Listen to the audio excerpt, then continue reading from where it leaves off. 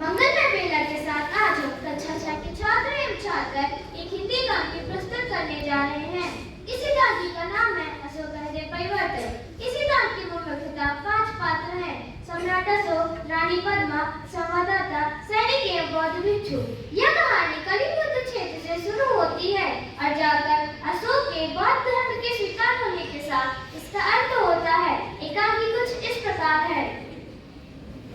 आज सम्राट अशोक का शिविर है। कलिंग युद्ध 4 साल से चल रहा है। काफी सैनिक मारे जा चुके हैं, पर अभी तक कलिंग को जीता नहीं जा सका है। सम्राट अशोक चिंता में टहल रहे हैं।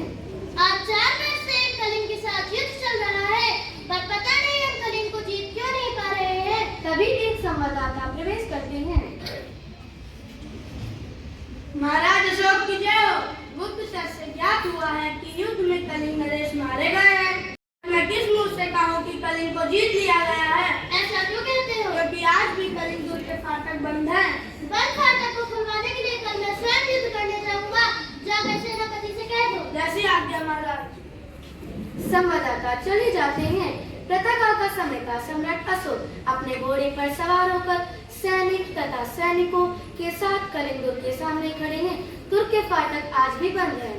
मेरे वीर सैनिकों, तुम्हें अब बात ज्ञात है कि हम 4 वर्ष से कलिंग के साथ युद्ध कर रहे हैं, पर उसे अभी तक जीत नहीं पाए हैं। कलिंग के महाराज मारे जा चुके हैं, सेनापति को कैद कर लिया गया है, उनके हजारों सैनिक मारे गए हैं। इसके बावजूद कलिंग हार मानने को तैयार नहीं है। आज हम निर्णायक युद्ध करेंगे। हम या तो कलिंग पर अधिकार कर लेंगे अथवा मौत की गोद में सो जाएंगे। महाराज अशोक की जय हो। मगध विजयी होगा। सहसा कलिंग दुर्ग का फाटक खुल जाता है। कलिंग दुर्ग की कन्या पुरुष वेश घोड़े पर सवार होकर स्त्री सेना का संचालन करती हुई दिखाई देती है। उसे देखकर सम्राट अशोक आश्चर्यचकित रह जाते हैं। बहनों, आज तुम्हें हत्यारे लोग की सेना से बदला लेना है, जिसने तुम्हारे पति, पिता, पुत्र की निर्मम हत्या की है। वह सेना तुम्हारे सामने खड़ी है। तुम प्रण करो कि अपनी मातृभूमि की रक्षा में अपना सर्वस्व बलिदान कर दोगे। राजकुमारी जी, हम सब यह प्रतिज्ञा करते हैं कि हम मरते दम तक शत्रु सेना से युद्ध करेंगी। यह स्त्री कौन है? यह कलिंग की रक्षा करने के लिए युद्ध करने को तैयार प्रतीत होती है। इसकी सेना में भी सभी स्त्रियां हैं। क्या मुझे स्त्रियों से लड़ना होगा? क्या उनका वध करना होगा? नहीं नहीं, मैं स्त्रियों पर शस्त्र नहीं चलाऊंगा। तुम कौन हो देवी? मैं हूँ कलिंग देश की कन्या पद्मा। तुम क्या चाहती हो? मैं हत्यारे अशोक की सेना से बदला लेने आई हूँ, पर पता नहीं वह हत्यारा अशोक कहाँ है। तो उससे अपनी पिता की हत्या का बदला अवश्य लूंगी। देवी, अशोक तो मैं ही हूँ। मैं तुम्हारा अपराधी हूँ, तुम्हारे सामने खड़ा हूँ। आप महाराज अशोक? हाँ, मैं सम्राट अशोक, पर मैं स्त्रियों पर शस्त्र नहीं चलाता। क्यों? क्योंकि यह शास्त्र की आज्ञा है राजकुमारी। तो क्या शास्त्र की यह आज्ञा है कि निरपराध व्यक्तियों की हत्या करो? अपनी विजय आशा को पूरी करने में छोटे राज्यों पर आक्रमण करो? मैं तो तुमसे शस्त्र से युद्ध करने आई हूँ, न कि शस्त्र को उपदेश सुनने। महाराज सिर झुका लेते हैं। सिर क्यों झुका लिया महाराज? अब युद्ध बहुत हो चुका, अब से मैं कभी भी युद्ध नहीं करूंगा। अपनी तलवार फेंक देते हैं। सैनिकों, तुम भी अपनी तलवारें फेंक दो। आज से मैं तुम्हें किसी पर भी आक्रमण करने के लिए नहीं कहूंगा। महाराज, तो अभी आप पर नहीं चाहते?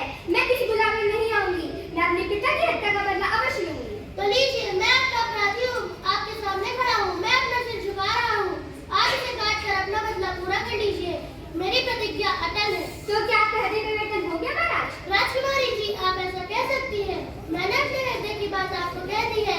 मैं आपसे कभी भी युद्ध नहीं करूंगा। तो जाइए महाराज, इसलिए हम यहाँ पे पार नहीं करेंगे। आप प्रतिज्ञा कीजिए कि मैं अहिंसा की नीति का पालन करूंगा। राजकुमारी जी, अब मेरा हृदय परिवर्तित हो गया है। मैं आज अहिंसा की नीति का पालन करूंगा। महाराज अशोक की जय हो। महारानी पद्मा की जय हो। मगध की जय हो। अहिंसा की जय हो। तभी एक बार भिक्षु प्रवेश करते हैं।